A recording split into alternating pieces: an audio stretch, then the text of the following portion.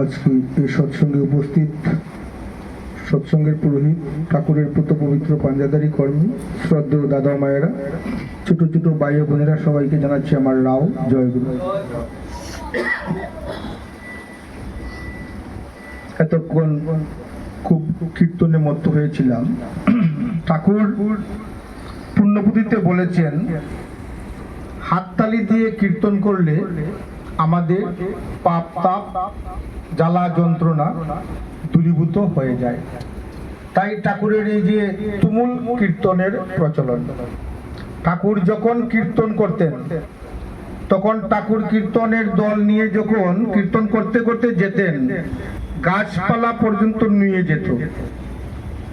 গরুগুলো তৃণ খাওয়া বন্ধ করে কীর্তনের দিকে চেয়ে থাকতো অপলক দৃষ্টিতে। প্রাণীকুল থেকে জ্বর চেতন সব তন্ময় হয়ে থাকতো। এই হচ্ছে ঠাকুরের কীর্তন প্রচলন যেটা। তো আমরাও দেখি কি, এই যে এতক্ষণ কীর্তনে মাতোয়ারা হয়েছিলাম, আমাদের প্রত্যেকের ঘর বাড়ি সংসার সব ভুলেছিলাম, বেমালুম সবকিছু ভুলে গিয়েছিলাম। এই হচ্ছে কীর্তনের তন্ময় হয়ে থাকা। এতে আমাদের মনটা যে আছে, মনটা সবসময় অনেক জ্বালা যন্ত্রণা নিয়ে থাকে। প্রত্যেকটা মানুষের দেখবেন আশা আকাঙ্ক্ষার শেষ নেই। প্রত্যেকেই আমরা আরো চাই, এর থেকে আরো চাই। আজকে যদি আমার কিছুটা হলো, প্রথম দিকে তাকে কি আমরা বেকার যারা আছি, আমাদের তাকে একটা যদি কিছু হয়ে যেত, যখন একটা কিছু হয় তখন এই চাকরিটা অত একটা ভালো না, এর উপরেরটা যদি হয় তাহলে আরো একটু ভালো। এই যে মানুষের আশা, দেখবেন বাড়ি যারা বানায় প্রথম দিকে তাকে আমি একটা একতলা ইট পাথরের বাড়ি বানাতে পারবো কিনা, যখন একতলা হয়ে যায় তারপরে দেখবেন আরেকটা আশা, অন্যদের তো দুতলা, আমার তো শুধু একটাই তালা, ঠাকুর আমাকে আরেকটা তালা করে দাও। এই যে আশা, এই আশার উপরেই কিন্তু সংসার। ঠাকুর বললেন, আমি আশাকে ছাড়বো না, আমার আশা নিয়েই আমাকে বাঁচতে হবে। আর এই যে ঠাকুর যে ধর্মটা নিয়ে আসলেন, এটা হচ্ছে বিং এন্ড বিকামিং। আমি নিজে তো বাঁচবো এবং বাড়তে থাকবো, এই যে আরো থেকে আরোতর হয়ে উঠবো। সেই আশা আকাঙ্ক্ষা পূরণ কে করতে পারেন? যিনি দিন দুনিয়ার মালিক, উনি করতে পারেন। এখন সেই আমার আশাটা পূরণ হবে কি করে? কিছু কিছু জিনিস আমরা ছোট ছোট এক্সাম্পল থেকে আমরা বুঝতে পারি। দেখবেন আমাদের যে চরিত্রের কাকতিগুলা দেখবেন, খুব প্রচন্ড বৃষ্টি আসছে, আমি একটা ছাতা নিয়ে গেলাম, ওই কয়দিন আগেই বৃষ্টি ছিল। যখন বৃষ্টি শেষ হয়ে গেল, একটু পরেই বৃষ্টি, এখন আর বৃষ্টি বেশি সময় থাকে না, বৃষ্টি চলে যাওয়ার পর মনে হয় এই ছাতাটার একটা যন্ত্রণা, এটা একটা বুঝা আর কি। আমার এতক্ষণ যে আমাকে বাঁচালো, আমি ওর উপকারটাই বেমালুম ভুলে গেলাম। এখন যে আমার বুঝা হয়ে গেছে, একটু আগে আমাকে বৃষ্টি থেকে বাঁচিয়েছিল। ঠিক এভাবে আমরাও সংসারে চলতে গেলে দেখবেন ছোট্ট ছোট্ট উপকারের কথাগুলো আমরা বেমালুম ভুলে যাই। তো এই অকৃতজ্ঞতা আমাদেরকে কি করে মানুষের মন থেকে অনেকটা দূরে সরিয়ে দেয়। এই যে দূরে সরিয়ে দেওয়া, এই হতে কি হয়, আমি মানুষ থেকে বিচ্যুত হতে থাকি। কারণ প্রত্যেকটা মানুষই চায় সুখ, জীবন, যশ ও আনন্দ।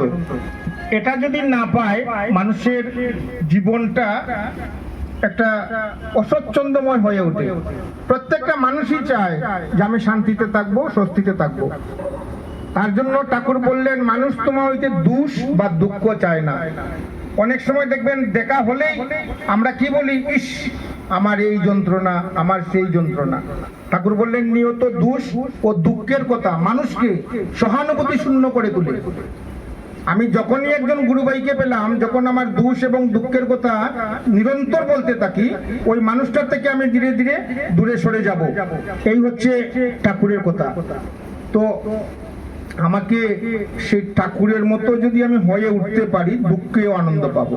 কারণ চাওয়ার বাপটাই হচ্ছে দুঃখ। আমি যদি আমার চাওয়ার বাপটাকে খাটো করে নিতে পারি, তোমার ইচ্ছাই মঙ্গল, আমি তোমার ইচ্ছাতেই চলবো, তাহলে আমার দুঃখ জ্বালা যন্ত্রণা কিচ্ছু আমার কাছে ঘেঁষতেও পারবে না। ঠাকুর চাইছেন আমরা প্রত্যেকটা মানুষ যেন ঠাকুরের কথা মতো যদি চলতে পারি এবং হয়ে উঠতে পারি। সেই হয়ে ওঠার জন্যই এই সৎসঙ্গের প্রতিষ্ঠানের যে প্রচলন করেছেন ঠাকুর, যার জন্য বলা হয় man making industry of the world is the সৎসঙ্গ। এই সৎসঙ্গে আমরা ঠাকুরের যে কিছু জিনিস যেগুলো আর কি আমরা যদি পর্যালোচনা করি, যেমন ন্যায়ের অপসারণ, ঠাকুর বলেছেন কোনো কিছুতে নেগেটিভ সেন্স নেব না, প্রত্যেকটা কথার মধ্যে আমার পজিটিভিটি থাকবে। তো কিরকম, যেমন ধরুন আমি একটা কাজের কথা বললাম, একজন ইচ্ছা হলো যে আমি এটা পারবো না, বা আমরা যে কোনো কাউকে কিছু কথা বললেই বলে না আমি পারতাম না।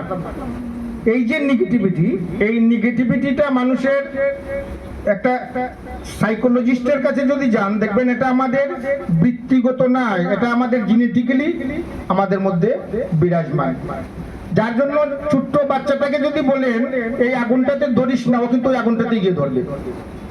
ছোট্ট ছোট্ট কচি কাঁচা শিশু যারা আছে, যেটা আপনি না করবেন সে ওটা ওই দিকে দাবিত হবে। তো এই যে নেগেটিভিটি আমাদের মধ্যে এতটা কাজ করে, যেটা আমাদের জেনেটিক্যালি আমাদের মধ্যে নেগেটিভিটি কাজ করতে থাকে, সেই যে নেগেটিভিটিকে আমার সরাতে হবে। ঠাকুর এটা প্রথমেই চাইছেন ন্যায়ের অপসারণ করতে হবে আমার মন থেকে। সবকিছুতেই আমি চেষ্টা করব হয়ে ওঠার জন্য, পারার জন্য, আর তার জন্যই সদ্গুরুর প্রয়োজন হয়। সদ্গুরুই আমাকে সেই পথ দেখাতে পারে যে পথে চললে আমি আমার পারগতার যেটা এটা দিনে দিনে উন্নতির শিখরে পৌঁছতে থাকবে। ঠাকুরের একটা ছোট্ট একটা আমি গল্প বলছি। ঠাকুর একবার যে ছোট্ট ছোট্ট এক্সাম্পল গুলা, ঠাকুরকে একবার কি করছেন, ওই ঠাকুরের সম্পর্কে কিছু লোক গিয়ে বলছেন, আর মাতা মনমোহিনী দেবী ঠাকুরকে মারছেন। তো ঠাকুরকে মারতে গেলে ছোট্ট শিশু অনুকূল দৌড়াচ্ছেন ঠাকুর, আর মাতা মনমোহিনী দেবী দৌড়ে যাচ্ছেন ওনাকে মারার জন্য। তো হঠাৎ ঠাকুর দেখলেন মা তো দৌড়তে দৌড়তে হাঁপিয়ে পড়েছে। সঙ্গে সঙ্গে ঠাকুর থেমে গেলেন, আর মনমোহিনী দেবী খুব মারতে লাগলেন। আর ঠাকুর কি করলেন, মাকে মায়ের আঁচল দিয়ে মাকে বাতাস করছেন। ঠাকুর করে দেখিয়ে গেছেন যে আমার মায়ের জন্য কি করা উচিত। আজকে প্রত্যেক মা এবং বাবা কি চায়, যে আমার ছেলে মেয়েটা যেন ভালো থাকে এবং আমার বিপদে আমার পাশে দাঁড়ায়।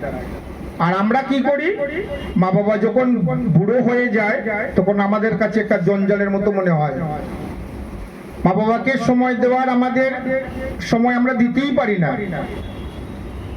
এই যে জায়গাটা ঠাকুর বলছেন মাতৃভক্তি অটুট যত সেই ছেলেই হয় কৃতিতত। তো আমার মায়ের প্রতি সেই টানটা কতটুকু আর মায়ের প্রতি ভক্তি কতটুকু, সেটা বাস্তবে আমার ঘরের মাকে আমি কি করি তার থেকে বোঝা যায়। ঠাকুর বলেছেন প্রত্যেক সৎসঙ্গী যেন ঠাকুরের কথা মতো আমরা চলতে পারি। পিতায় শ্রদ্ধা মায়ের টান সেই ছেলেই হয় সাম্যপ্রাণ।